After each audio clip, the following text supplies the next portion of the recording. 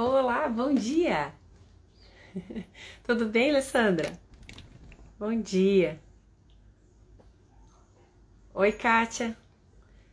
Segunda-feira, hein? Oh, glória a Deus, né? Que Deus abençoe a nossa semana, que seja uma semana cheia do favor de Deus, né? Sobre as nossas vidas. A Bela, bom dia!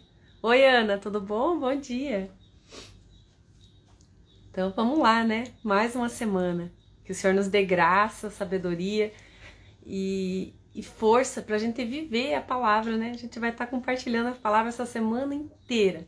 Todos os dias Deus tem uma mensagem diferente para falar ao nosso coração. E que Ele nos dê a graça para a gente cumprir, para a gente viver, né? Para que a gente não seja como Jesus falou lá nas parábolas, né? Não apenas ouvinte da palavra, mas praticante dela. Jesus falou lá que aquele que pratica a palavra é como a semente jogada em terra fértil, né? Que ela produz, ela dá fruto. E que Deus frutifique a palavra dele através de nós. A Mari, tudo bom, Mari? Bom dia.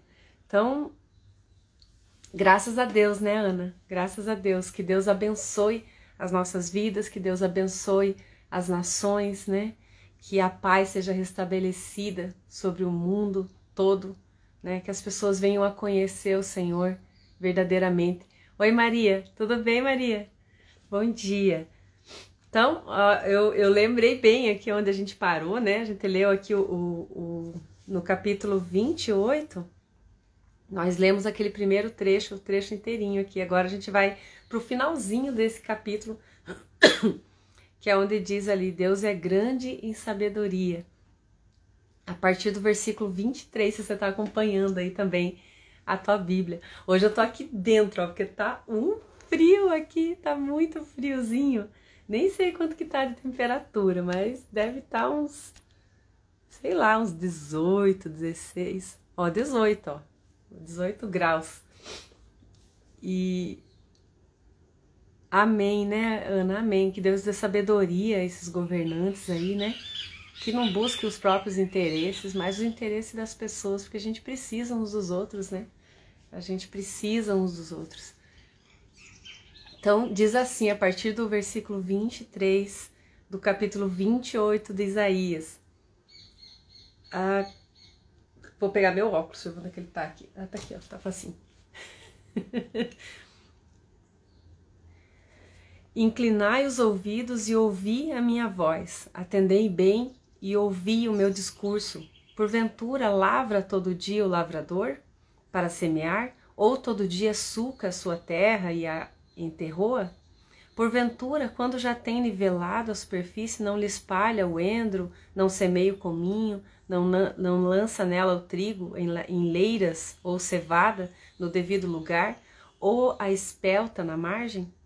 Pois o seu Deus assim o instrui devidamente e ensina, porque o endro não se trilha com instrumentos de trilhar, nem sobre o cominho se passa a roda de carro, mas com vara se sacode o endro e o cominho com pau. Acaso é esmiuçado o cereal? Não, o lavrador nem sempre o está debulhando, nem sempre está fazendo passar por cima dele a roda do seu carro e os seus cavalos. Também isso procede do Senhor dos Exércitos. Ele é maravilhoso em conselho e grande em sabedoria. Olha o que Deus está falando aqui. Eu trato com cada um individualmente. Eu falo ao coração de cada um da forma com que cada um pode ouvir. Eu faço as coisas no tempo certo, né? Está dizendo assim, não é o tempo todo que se tem que arar a terra, não é o tempo todo que tem que escavar a terra. Então, aquilo que acontece antes não serve como parâmetro para a próxima coisa que vai nos acontecer, né? Eu tinha o pastor Pio, né? Que eu falo bastante dele, era da igreja da ABA, da igreja, né, da Comunhão Cristã ABA, participei durante muitos anos lá daquela igreja, e eu aprendi, foi a base de tudo aquilo que eu aprendi de Deus, né, e ele falava assim, né, quando você achar que está conhecendo Deus, né, mude de Deus porque você está servindo Deus errado, né? É uma frase engraçada, mas é assim, a gente não, a nossa sabedoria nunca vai alcançar a sabedoria de Deus. Nós somos seres limitados, Deus é ilimitado e eterno, né? Então nós nunca vamos entender. Aqui mesmo em Isaías, ali para frente, deixa eu ver se eu acho facilmente aqui. Acho que é no 40 em diante, ó, nós estamos chegando na parte das profecias de Isaías. Ele fala assim que os seus caminhos, né, os meus caminhos são muito mais altos do que os vossos caminhos. E aqui, ó, deixa eu ver.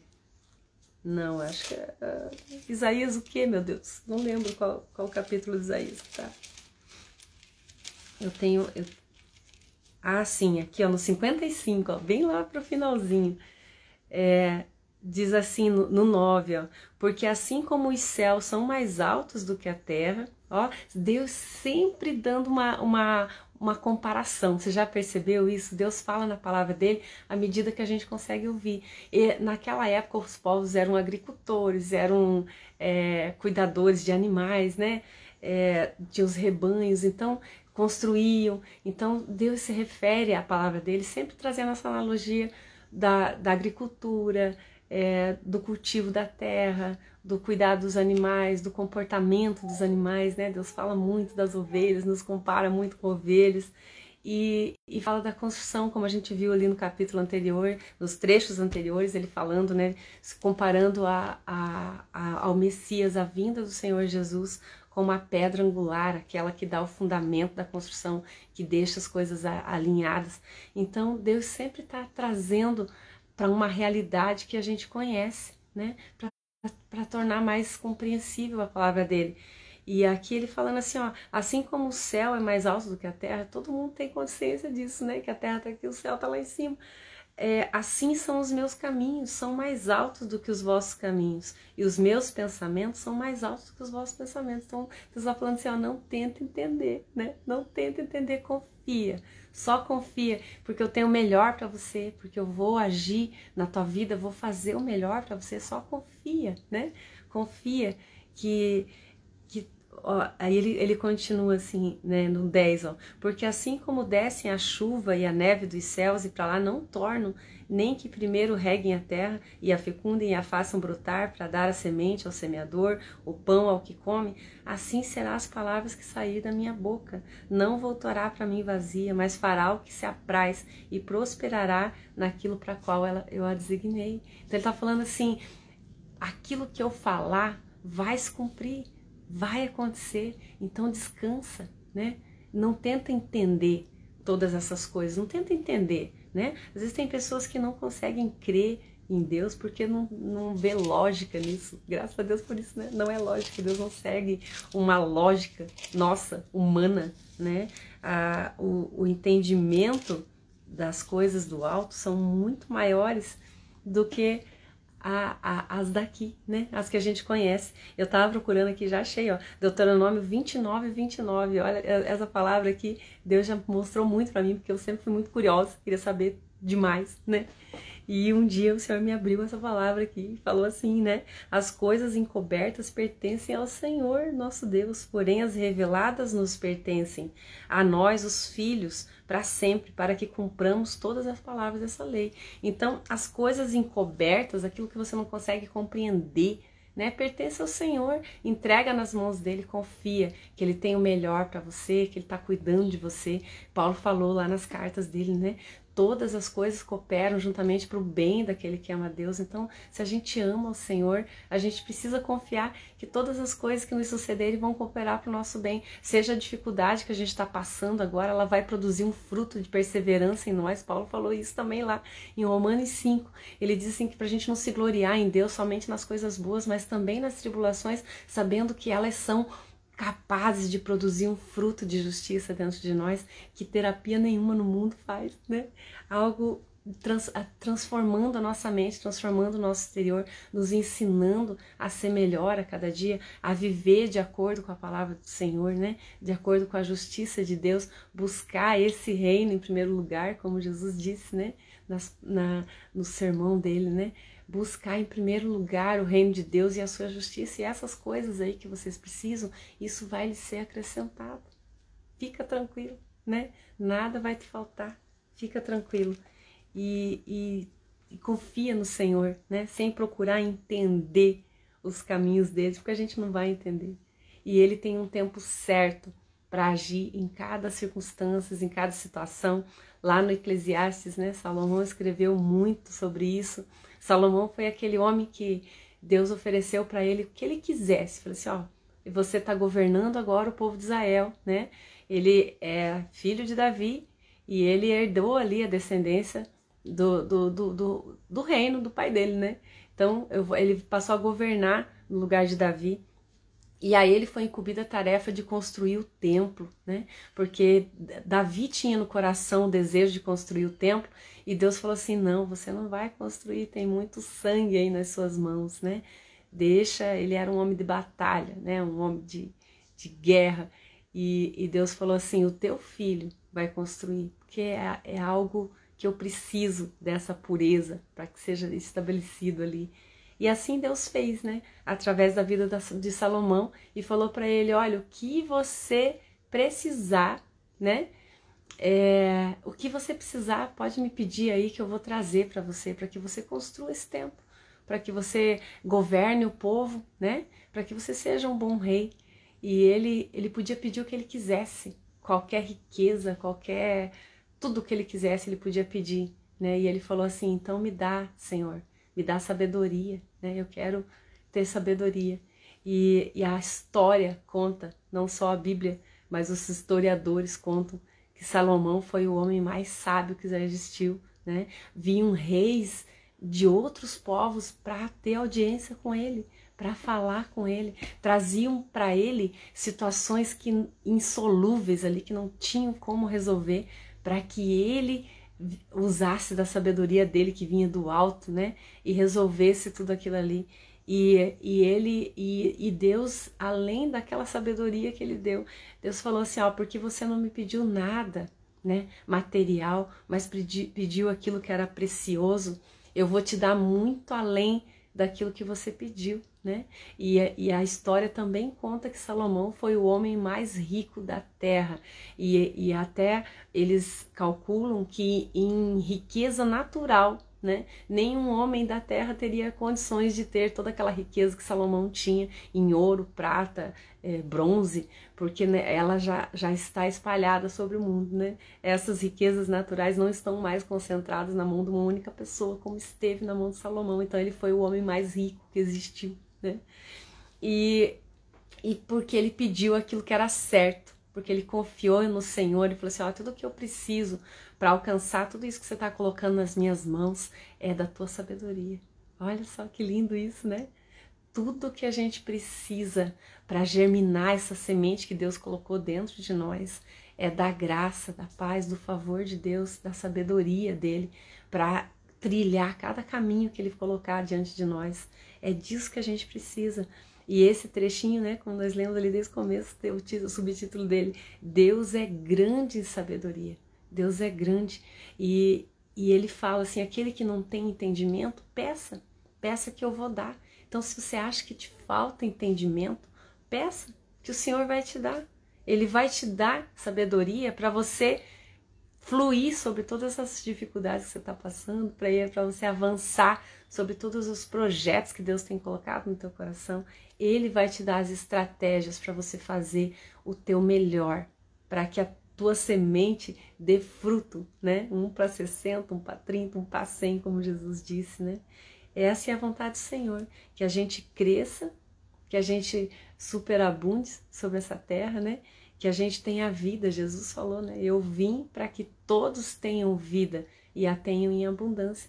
Então, Deus quer que a gente tenha vida e a tenha em abundância. E a sabedoria vem dele, né? As estratégias vêm dele, para a gente alcançar tudo aquilo que ele mesmo colocou no nosso coração. Tem um trecho da palavra de Paulo, que eu não lembro se é em Colossenses ou Filipenses, que ele fala assim, né? Que é Deus quem efetua tanto o querer quanto o realizar. E isso é muito profundo, né? Porque Deus mesmo coloca os sonhos dentro do nosso coração e Ele mesmo nos dá a capacidade, a capacitação para realizá-lo. Então tudo vem dele, né? Tiago já escreveu isso, né? Lá no capítulo 1, nós já lemos o livro de Tiago inteirinho, versículo por versículo. E ali ele fala, né, que todo bem que há em mim, todo bem vem do Pai das luzes, né, em quem não há sombra de variação. Então, tudo aquilo que tem de bom em nós vem de Deus. E o favor de Deus cresce em nós quando a gente reconhece isso. Quando a gente não cresce na nossa própria soberba, no nosso próprio orgulho. Quando a gente reconhece que nós somos seres limitados e dependentes dele. E que se não fosse ele na nossa vida, a gente nada poderia fazer. Jesus disse isso, né? Sem mim, nada podeis fazer. Por que ele fala sem mim, né? Porque ele também explicou que sem ele, que ninguém vai ao Pai se não for por intermédio dele. Então, Jesus é o nosso mediador. Ninguém se aproxima de Deus se não for por intermédio de Jesus. Então, sem ele, nós nada podemos fazer. Nada. Que a gente possa se render ao senhorio de Jesus todos os dias, né? Não é só entregar a nossa vida para ele, entregar a nossa alma para ele, entregar tudo aquilo que a gente é, entregar os nossos problemas. A palavra diz assim: torne conhecido de Deus todas as vossas petições. Não que Deus não saiba daquilo que a gente precisa, mas ele precisa que a gente coloque isso diante dele, porque as nossas palavras, as nossas orações, né, é a legalidade que a gente dá a Deus para que ele interfira no nosso meio natural e modifique e transforme todas as coisas. Amém? Que Deus abençoe aí grandemente a tua semana, né? Que seja uma semana extraordinária nas nossas vidas, que a gente possa crescer dia após dia, tanto na graça quanto no conhecimento daquilo que Deus é, para que tudo nos vá bem nessa terra, né? É assim que ele nos instrui aqui na palavra. Ele fala assim: o meu povo padece porque lhe falta entendimento, né? Às vezes a gente sofre porque não sabe. A gente deixa de herdar uma herança, né? Como a gente tem aqui na palavra de Deus, é um testamento, é um livro que diz aquilo que você tem direitos, né? E também os seus deveres. E como todo herdeiro, se ele não tiver conhecimento do testamento, ele vai continuar vivendo a vida dele do jeito que ela é, né? Não adianta nada você ter uma herança se você não conhecer o teor dessa herança. Então a gente precisa conhecer, a gente precisa crescer na graça e no conhecimento para que a gente não padeça, como a própria palavra falou, né? Amém? Beijo grande para você. Vou deixar salvo aqui um pouquinho aqui no IGTV, né? Se você entrou por agora, quiser assistir desde o começo, vai estar disponível daqui a pouquinho. Até amanhã, né? Se Deus quiser, estamos aqui de novo às 6h16.